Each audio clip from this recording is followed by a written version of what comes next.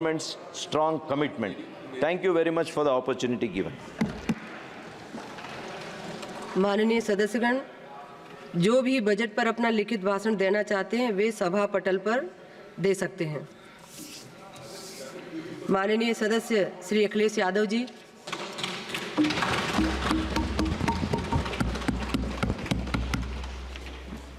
सभापति महोदया, मैं आपका बहुत धन्यवाद देना चाहता हूं कि आपने मुझे बजट 2024-2025 में बोलने का मुझे मौका दिया है। इस सरकार का लगातार ये 11वां बजट है। 11वें बजट के बाद भी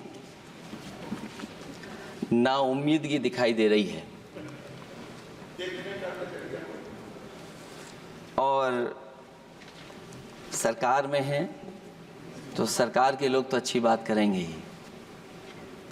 न केवल नाउम्मीदगी दिखाई दे रही है बल्कि जो चेहरों पे खुशी होनी चाहिए थी सरकार बनने के बाद, वो चेहरों पे उतनी खुशी नहीं दिखाई दी।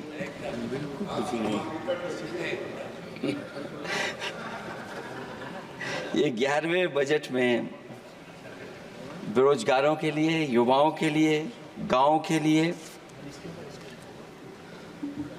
और उनकी तकलीफ परेशानी का जो मुद्दा है वो 9-2-11 दिखाई दे रहा है मुझे। महंगाई में घर चलाना, बच्चों को पढ़ाना और घर के बड़े बुजुर्गों की दवा इलाज से लेकर के महंगाई का जो सामना करना पड़ रहा है, ये बातें परिवार वाले बखूबी जानते हैं।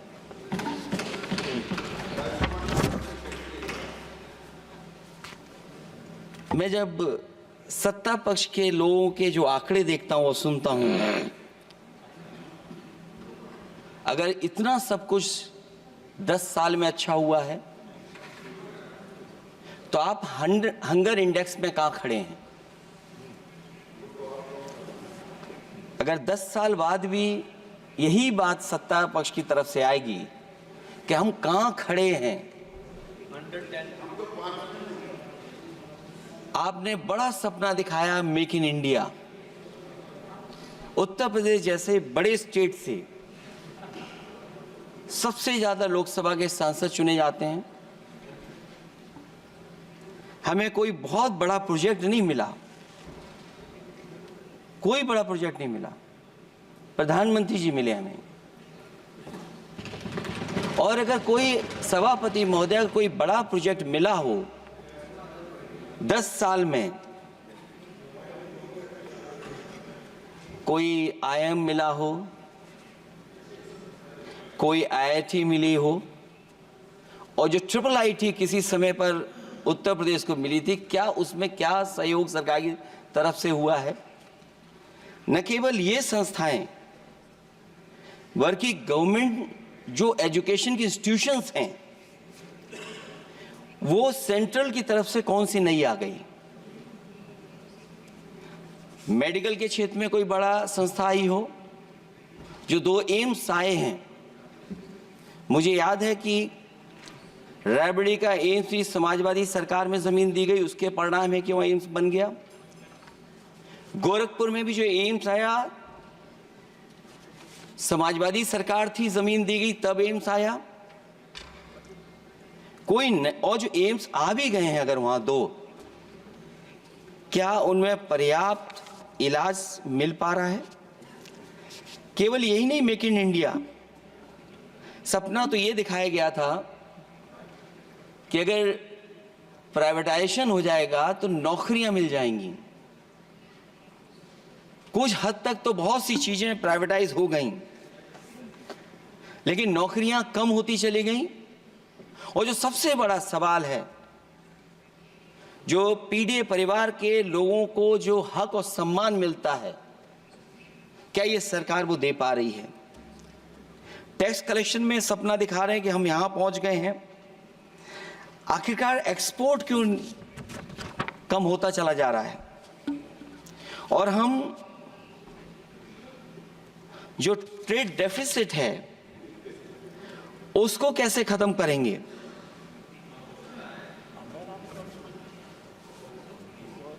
दस साल में अगर हम वहीं के वहीं खड़े हैं और कोई ऐसा कुछ न दिख रहा हो और परिणाम जो रिजल्ट आए हैं यूपी के, उसमें दिखाई दे रहा है कि आपने कितना काम किया है। सभापति महोदय, अगर ये सब कुछ अच्छा किया होता तो क्या परिणाम ऐसे आए होते? जहां हारे ही नहीं हैं आप, सीटें ही कम नहीं हुई हैं। देश के प्रधानमंत्री जी भी वोट से हारे हैं, वोट से हारे हैं। जो कभी 5 लाख तक जीतना था जिन्हें, या 10 का टारगेट बनाया था, कितने से जीते? तो कम से कम इन चीजों को तो देखें। मैं जब सुनता हूं सत्तापक्ष लोगों को तो मुझे वो लाइनें याद आ जाती कि वो झूठ बोल रहा था, बड़े सलीके से मैं एतवार न करता तो और क्या करता।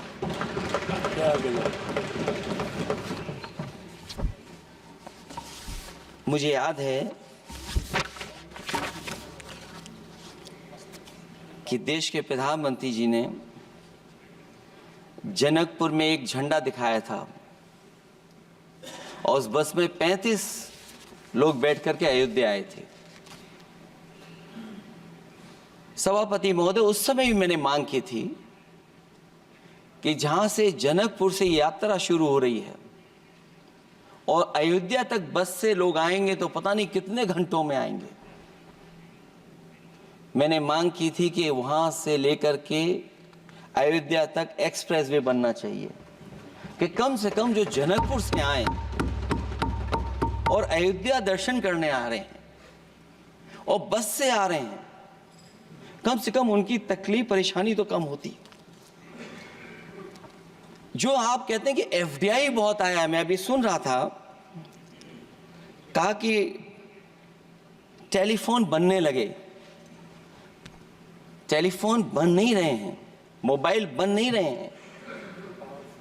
वो समाजवादी पार्टी के समय पर नोएडा में जो इंडस्ट्रियल पॉलिसी थी, इलेक्ट्रॉनिक पॉलिसी थी, उसके तहत आई थी। वो इंडस्ट्री जितनी आई है उस समय उस पॉलिसी के तहत आई और बन नहीं रहा है, मेक इन इंडिया नहीं हो रहा है। लेकिन जमीन किसने दी है? जमीन किसने दी थी उन लोगों को? बिना जमीन पर हवा में बना दो तो मैं आपका धन्यवाद दूंगा। उस पॉलिसी के तहत वो झूठ बोल रहा था बड़े सलीके से। आप कह रहे हैं कि एफडीआई लाए हैं हम लोग। एफडीआई, अगर पूरे देश का हम एफडीआई देखें तो उत्तर प्रदेश को कितना एफडीआई मिला है? सभापति महोदय, अगर 1% से ज्यादा भी एफडीआई उत्तर प्रदेश को मिला हो तो बताइएगा आप। जो प्रोजेक्ट डिले हो रहे हैं, जिसकी वजह से कॉस्ट ओवररन हो रही है, उसका जिम्मेदार सभापति महोदय कौन है? डबल इंजन की सरकार है। लखनऊ में भी सरकार आपकी है, दिल्ली में भी सरकार आपकी है। आखिरकार ऐसा क्यों हो रहा है? और आज ही जब सदन में सभापति महोदय हम लोग आए हैं तो एक और रेल एक्सीडेंट की खबर सुनी है। जब से ये सरकार आई है,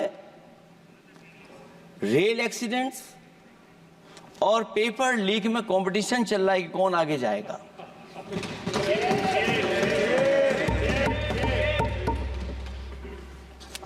मैं तो अखबारों में पढ़ता था सभापति महोदय कि तोड़ फोड़ करके ये सरकार बनाते हैं। अभी एक सदस्य पिछली बार वो तोड़ फोड़ कर करके शायरी भी बनाने लगे हैं। जो प्रोजेक्ट और जिस प्रोजेक्ट के लिए प्रधानमंत्री जी एयरफोर्स का सबसे बड़ा हवाई जहाज हरकुलिस विमान लेकर के आए थे और वो सड़क पर उतरे थे, वो एक्सप्रेस वे पर उतरे थे। मैं समझता हूं सभापति महोदया, यहाँ जितने माननीय सदस्य हैं सब ने देखा होगा और सब ने निर्देश के अनुसार उस पर ट्वीट भी किया होगा।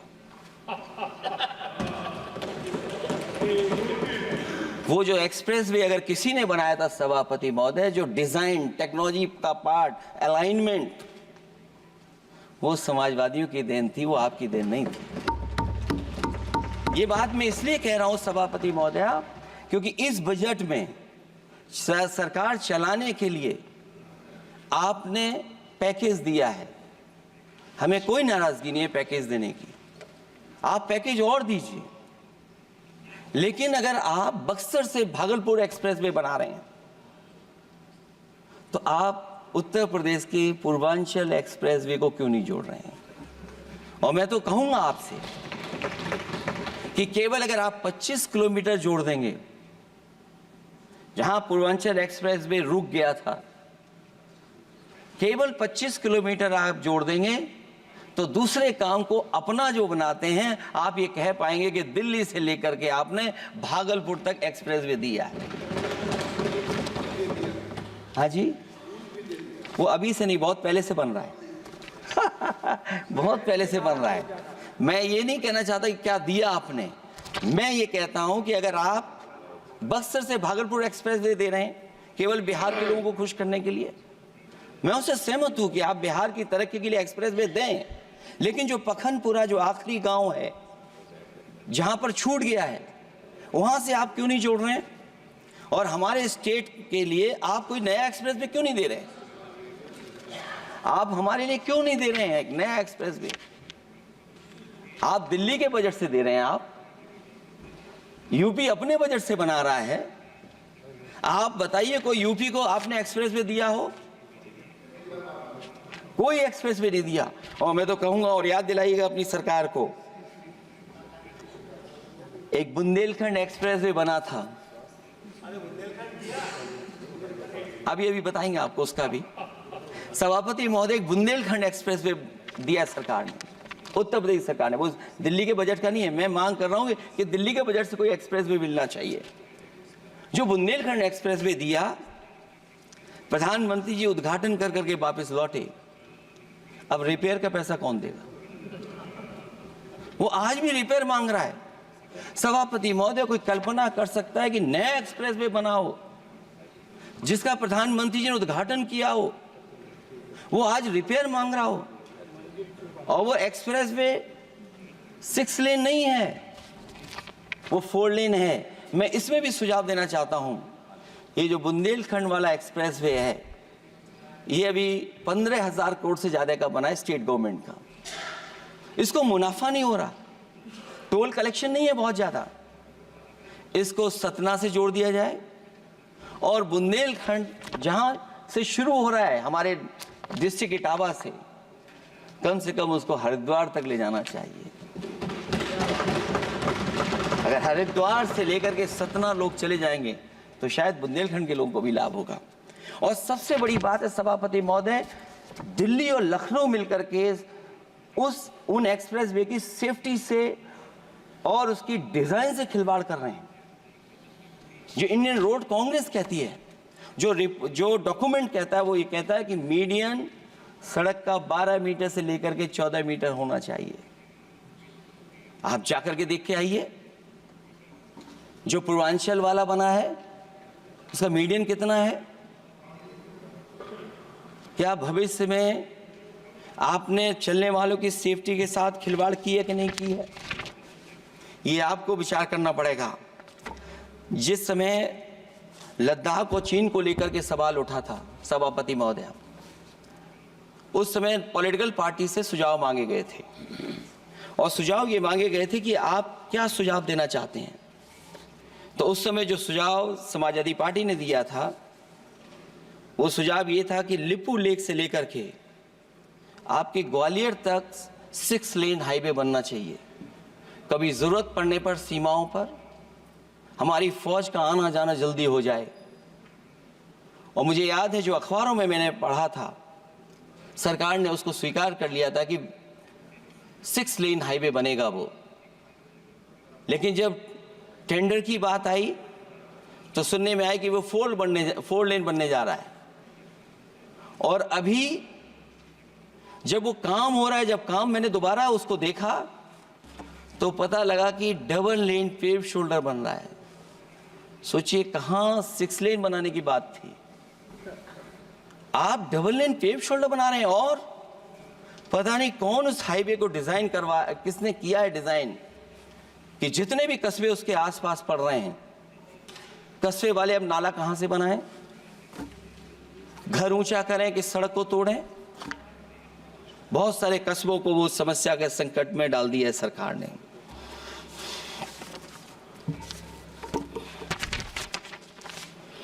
जो सरकार मंचों से ये कहती थी कि हम किसानों की आय दोगुनी कर देंगे, आज तो 11 साल हो गए सरकार को। किसान की आय दोगुनी हो गई क्या, सरकार बताए? और अभी मैं बहुत सारे माननीय सदस्यों को जब सुनता हूं तो वो कहते हैं कि हम एमएसपी दे रहे हैं। अगर आप एमएसपी दे रहे हैं तो उसकी कानूनी गारंटी क्यों नहीं दे रहे हैं आप कानूनी गारंटी दीजिए। और फिर कई बार सुनने को मिलता है कि हॉर्टिकल्चर क्रॉप्स के लिए आप क्या कर रहे हैं, उसके एमएसपी की कब तैयारी करेंगे आप? और फिर आय दोगुनी में आप कितना देंगे किसान को? जो पिछले बार बजट में कहा गया था कि एग्रीकल्चर इंफ्रास्ट्रक्चर के लिए 1 लाख करोड़ देश को मिलेगा। अगर 1 लाख करोड़ देश को मिला होगा एग्रीकल्चर इंफ्रास्ट्रक्चर को, तो कम से कम यूपी का शेयर कुछ तो रहा होगा। सभापति महोदय, सरकार ने अगर एक भी मंडी बनाई हो तो बता दें। हाँ, ये अलग बात है कि अगर आप कोई चीज सुधारने के लिए कोई परिवर्तन कर रहे हैं, स्टोरेज के लिए किसी को पहले ही बता दे रहे हैं, वो बात अलग है। लेकिन किसान कहां जाएगा जहां उसको रेट मिलेगी? और फिर ये इस बजट में कहा जा रहा है कि हम 109 high yielding and climate resilient varieties लाएंगे। तो सभापति महोदय, हम अपने माननीय मंत्री से कहेंगे कि वो ग्लोबल वार्मिंग के लिए जो आप काम पिछले कितने वर्षों से कर रहे हैं, क्या हुआ उस ग्लोबल वार्मिंग का? COP21 में भी आप हुआ है, G20 में भी आपने आश्वासन दिया, और कुछ नहीं किया। तो आपको क्या लाना पड़ रहा है? 109 high yielding and climate resilient varieties. आप मुझे बताओ किसान पर कब तक पहुंचाओगे आप, और उसको पहुंचाने के लिए आपके पास क्या इंतजाम है? और फिर दूसरे पैराग्राफ में फिर बदल जाते हैं आप। अभी आप बात कर रहे हैं रेजिलेंट वैरायटीज की, और फिर आप कह रहे हैं कि हम नेचुरल फार्मिंग को बढ़ावा देंगे। सभापति महोदय, इस सरकार बताए कि रेजिलेंट क्रॉप सीड्स कब तक पहुंचा देंगे, उससे लाभ किसानों को कैसे मिलेगा? और फिर नेचुरल फार्मिंग जो अभी भी कर रहा है किसान कई जगह पर, उसके लिए क्या अलग से पैकेज है आपके पास बजट में? आपने तो केवल सभापति महोदय एक चीज सीखी है पार्ले जी बिस्किट से, महंगाई और मुनाफा। इस सरकार ने 10 साल में डीएपी की बोरी को, खाद की बोरी को छोटा कर दिया। इससे और ज्यादा छोटा मत करना आप। और आपने डीएपी, जब किसान डीएपी लेने गया तो सरकार ने कहा कि बिना नैनो यूरिया के आप नहीं मिलेगा आपको। मैं सरकार से जानना चाहता हूं कि नैनो यूरिया से क्या लाभ पहुंचा है किसानों को, ये बताइए। नैनो यूरिया से क्या लाभ पहुंचा है सरकार बताए।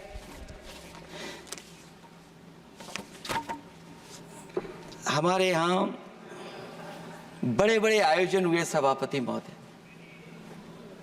इन्वेस्टमेंट मीट के बड़े बड़े आयोजन हुए इन्वेस्टमेंट मीट के, और 5 लाख करोड़ के एमओयू साइन हो गए, 5 लाख करोड़ के। मैं ये सभापति महोदय, बजट हमारी क्या मदद कर रहा है उत्तर प्रदेश के उद्योग लाने के लिए? और ऐसे आयोजन हुए जिसमें देश के प्रधानमंत्री आए, देश के राष्ट्रपति आए, और देश के जितने बड़े उद्योगपति सब आए थे। लेकिन आज यूपी को क्या मिला वहां पर? किसानों के लिए एग्रीकल्चर सेक्टर में बड़े बड़े एमओयू हुए, लेकिन आज जमीन पर कुछ नहीं दिखाई दे रहा है। मुझे याद है समाजवादी सरकार में, क्योंकि देश का सबसे ज्यादा उत्पादन दूध का अगर कहीं हो रहा है तो उत्तर प्रदेश में हो रहा है, और उस उत्पादन को बढ़ावा देने के लिए और इन्वेस्टमेंट लाने के लिए उस समय की सरकार ने फैसला लिया कि अगर बाहर से भी कोई डेयरी या डेयरी प्लांट लगाना चाहेगा तो उसमें सरकार सहयोग करेगी। और परिणाम ये हुआ कि गुजरात की 3 अमूल प्लांट लग गए यूपी में। तो मैंने उद्घाटन किए, एक देरी से हुआ तो देश के प्रधानमंत्री जी ने किया, लेकिन उसके बाद कोई नया प्लांट आया हो तो बता दें। जो अमूल से पुरानी संस्था है, क्या उसका सहयोग कुछ करेंगे आप लोग? क्या आप पराग का सहयोग करेंगे कुछ? न केवल दूध उत्पादन में उत्तर प्रदेश आगे है, बल्कि चीनी में और गन्ने की पैदावार में भी कभी आगे कभी पीछे होता है। किसानों को भरोसा दिलाया गया था कि उनकी भी आय दोगुनी हो जाएगी, उनको भी बहुत सुविधाएं दी जाएंगी, बिजली फ्री दी जाएगी। सभापति महोदया, उन्हें फ्री बिजली नहीं दी सरकार। ये आश्वासन था आपका। और आज अगर उत्तर प्रदेश पिछड़ इसलिए रहा है क्योंकि सबसे महंगी बिजली अगर कहीं कोई पा रहा है तो उत्तर प्रदेश पा रहा है। और मुझे याद है, क्योंकि बात ये मुझे इसलिए कहना चाहिए, बीजेपी के एक विधायक जो सबसे बुजुर्ग थे, वो देश के प्रधानमंत्री जी के क्षेत्र में बिजली 24 घंटे आए, उसके लिए वो धरने पे बैठ गए थे।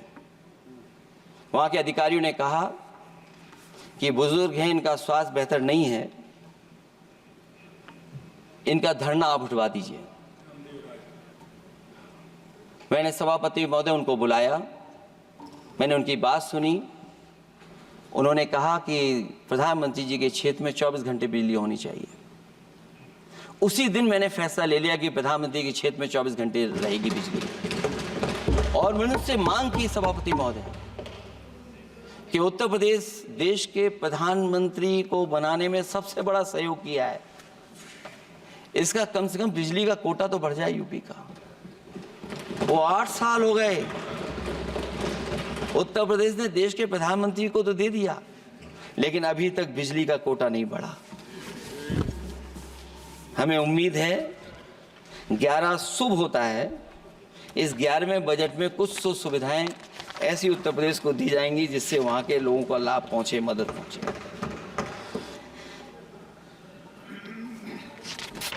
जहां किसान आत्महत्या कर रहा है, और पिछले 10 साल में सरकार जानती होगी कि कितने किसानों ने आत्महत्या की है, लाखों लाख किसान आत्महत्या कर चुके हैं। जहां किसान तकलीफ और परेशानी में है, वहीं सबसे ज्यादा अगर संकट किसी चीज पर आया तो वो नौकरी पर आया है, रोजगार पे आया है। जब सरकार का बजट मैं पढ़ता हूं तो जो स्कीम्स लाई जा रही हैं उसमें, क्या ये स्कीम नौजवान को पक्की नौकरी दिलाएगी? क्या इन स्कीम से 5,000 रुपए देकर के आप नौजवान का भविष्य बनाना चाहते हैं? आप क्या दे रहे हैं आप? और मुझे तो ये लगता है कि जो वर्क फोर्स आप बना रहे हैं ट्रेनिंग देकर के सरकार के पैसे से, अंतोगत्वा इनको भी एक्सप्लॉइट वही लोग करेंगे, उद्योगपति। आखिरकार जब इतनी टेक्निकल, इतनी ट्रेन फोर्स होगी, तो आप ये मुझे बताइए कि उसके भविष्य क्या होगा। अगर इतने बड़े पैमाने पे आप ट्रेनिंग करा रहे हो, सरकार का बजट उसमें खर्च हो रहा है, तो सभापति महोदय उनका भविष्य क्या होगा? 5 साल के बाद। और जो अग्निवीर वाली नौकरी है, सभापति महोदया, कोई भी नौजवान जो फौज के लिए तैयारी करता है वो कभी स्वीकार नहीं कर सकता। जब पहली बार ये स्कीम आई थी अग्निवीर, उस समय बड़े बड़े उद्योगपतियों से ट्वीट कराया गया था कि अग्निवीर से अच्छी कोई योजना नहीं है, इनको हम नौकरी दे देंगे, हम अपने यहां रख लेंगे। और शायद सरकार में बैठे लोगों को यह बात याद होगी, क्योंकि सरकार खुद स्वीकार करती है स्कीम ठीक नहीं है, तभी वो अपनी अपनी सरकारों से कह रहे हैं कि अग्निवीर वाले जो लौट करके आएंगे उन्हें कोटा दीजिए, आप नौकरी दीजिए।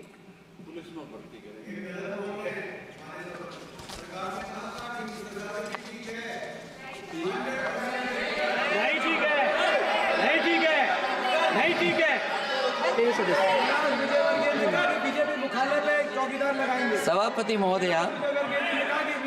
महोदया, मैं बैठ जाता हूं, आप खड़े होकर के कह दीजिए अग्निवीर व्यवस्था अच्छी है।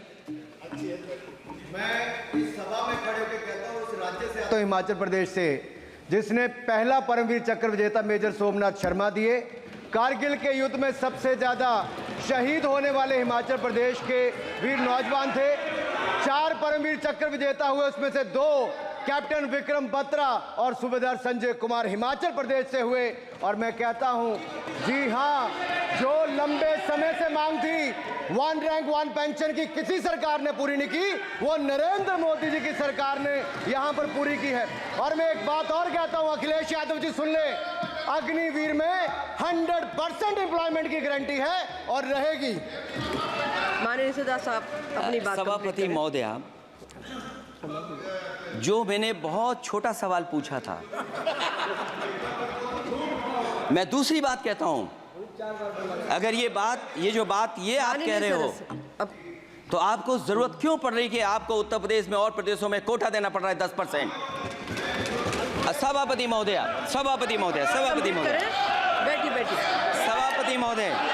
जहां तक परमवीर, रुजाइए,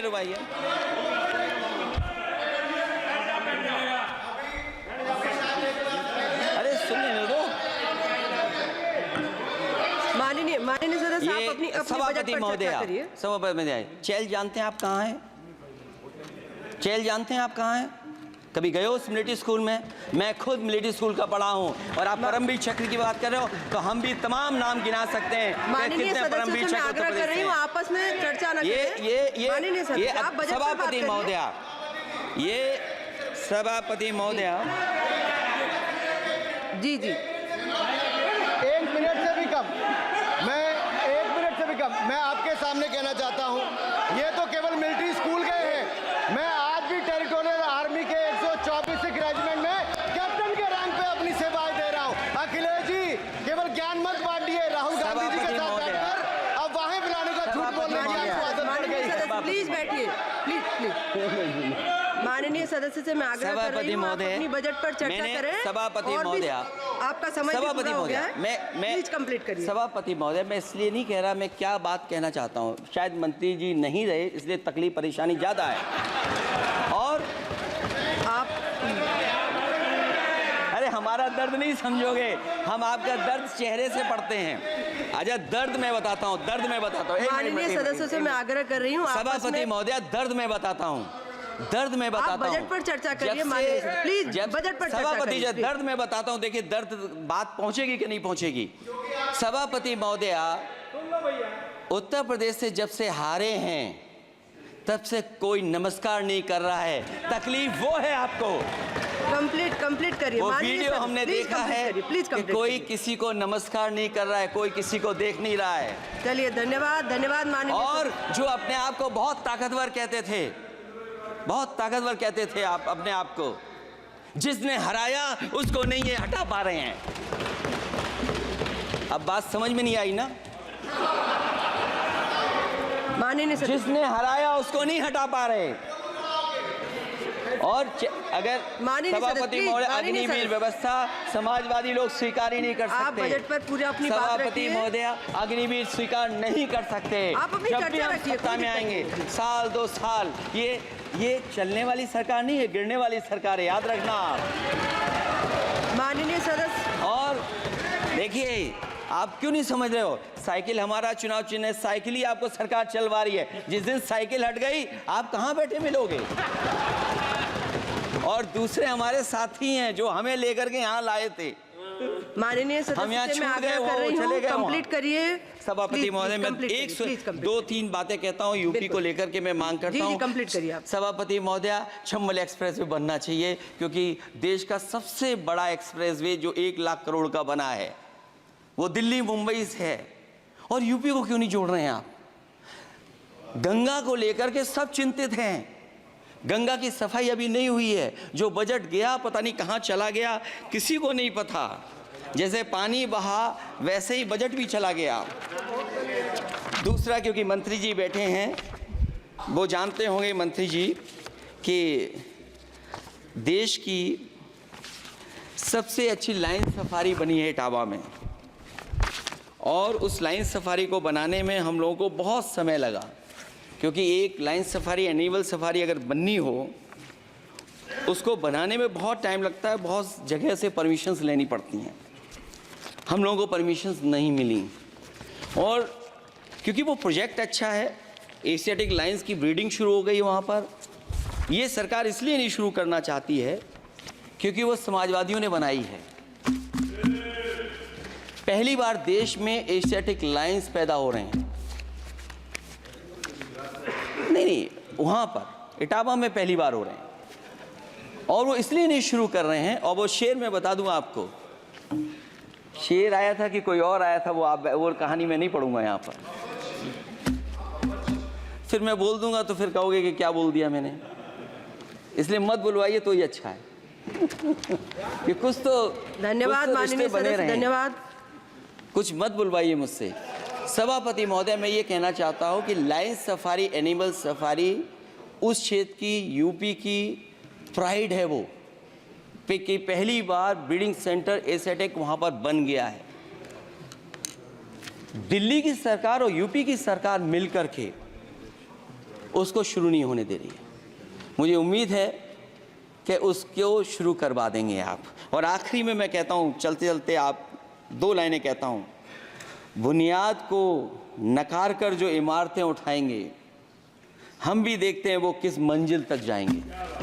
धन्यवाद। बहुत बहुत